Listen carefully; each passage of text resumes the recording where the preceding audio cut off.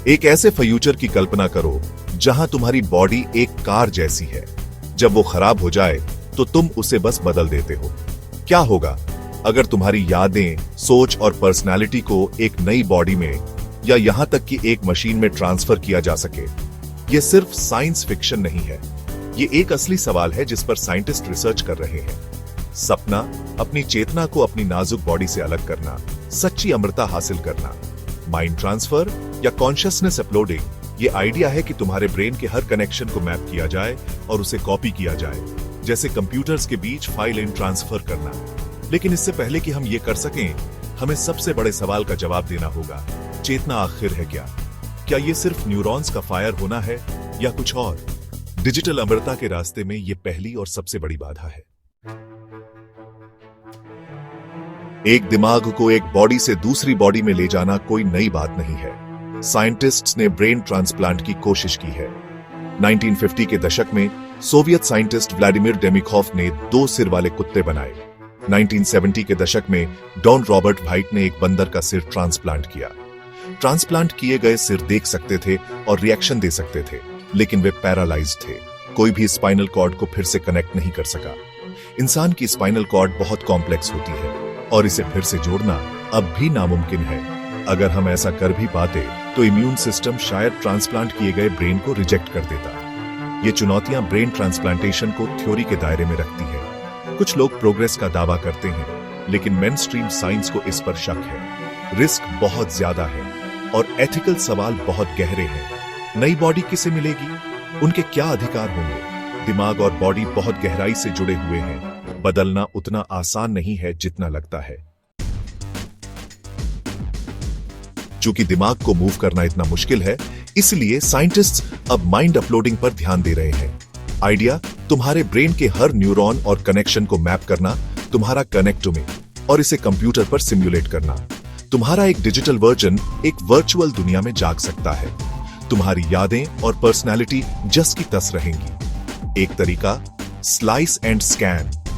Brain को map करने के लिए उसे फ्रीज और स्लाइस करेगा, जिससे ओरिजिनल नष्ट हो जाएगा। एक कम इन्वेसिव तरीका एक जिंदा दिमाग को स्कैन करेगा, लेकिन वो टेक्नोलॉजी अभी नहीं है। एक दिमाग को मैप करने के लिए अकल्पनीय डेटा और कंप्यूटिंग पावर की जरूरत होगी।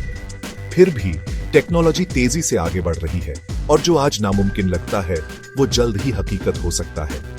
डिजिटल आत्मा अब एक गंभीर साइंटिफिक गोल है।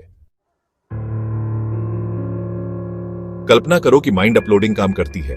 तुमसे स्कैन किया जाता है और एक डिजिटल कॉपी जागती है, ये मानते हुए कि वो तुम ही हो, लेकिन असली तुम अभी भी यही हो, देख रहे हो। अब तुम 2 हो। असली तुम कौन हो? ये कॉन्शियसनेस की निरंतरता की समस्या है। डिजिटल कॉपी भी उतनी ही असली लगती है, तुम्हारी यादों और पर्सनालिटी के साथ। अगर तुम कई कॉपी बना सकते हो तो असली तुम कौन हो? अगर ओरिजिनल मर जाता है तो क्या तुम्हारी चेतना जारी रहती है? ये हमारे एक अनोखे स्व के विचार को चुनौती देता है। हमारे कानून और समाज एक व्यक्ति, एक पहचान पर बने हैं। ये थिसियस के जहाज जैसा है। अगर तुम हर हिस्से को बदल देते हो तो क्या यह अभी भी वही जहाज है या व्यक्ति? ये सिर्फ तकनीकी सवाल नहीं है, ये बहुत पर्सनल है। इससे पहले कि हम डिजिटल अमरता का पीछा करें, हमें यह तय करना होगा कि हम वास्तव में क्या बचाना चाहते हैं। डिजिटल अमरता अब एक बिजनेस है जिसमें न्यूरालिंक और नेक्टोम जैसी कंपनियां आगे बढ़ रही हैं। न्यूरालिंक का लक्ष्य दिमाग को कंप्यूटर से जोड़ना है, जिसमें माइंड अपलोडिंग एक लॉन्ग टर्म गोल है। नेक्टोम भविष्य में स्कैनिंग के लिए दिमाग को संरक्षित करना चाहता है, हालांकि ये प्रोसेस जानलेवा है। ये कंपनियां ट्रांसह्यूमनिस्ट आंदोलन का हिस्सा है, जो इंसानों को बायोलॉजिकल लिमिट्स से आगे धकेल रही है। फ्यूचरिस्ट्स भविष्यवाणी करते हैं कि माइंड अपलोडिंग 2040 के दशक तक संभव हो सकती है, लेकिन किसे एक्सेस मिलेगा? क्या इससे एक अमर एलीट क्लास बनेगी? वादा बहुत बड़ा है, लेकिन एथिकल और सोशल चुनौतियां भी उतनी ही बड़ी हैं। अमरता की दौड़ जारी है और इसका नतीजा इंसानियत को बदल सकता है। हम एक चौराहे पर हैं। माइंड अपलोडिंग फिक्शन से साइंस की तरफ बढ़ रही है। टेक्नोलॉजी आगे बढ़ रही है, लेकिन चेतना का रहस्य बना हुआ है। क्या तुम्हारी पहचान सिर्फ डेटा है या तुम में कुछ ऐसा है जिसे कॉपी नहीं किया जा सकता? अगर एक परफेक्ट कॉपी मौजूद है, तो क्या वो सच में तुम हो या सिर्फ एक डिजिटल इको? कल्पना करो कि तुम चुन सकते हो, अपनी जिंदगी जियो या अपना दिमाग अपलोड करो और सदियों तक रहो। क्या अनंत जीवन एक तोहफा होगा या कुछ जरूरी खो जाएगा? अगर तुम्हारे पास चुनाव होता तो क्या तुम हमेशा के लिए जीते? अगर आपको यह वीडियो पसंद आया हो तो लाइक और सब्सक्राइब जरूर करें। आपके सपोर्ट से हमें और भी शानदार कंटेंट लाने की प्रेरणा मिलती है। धन्यवाद।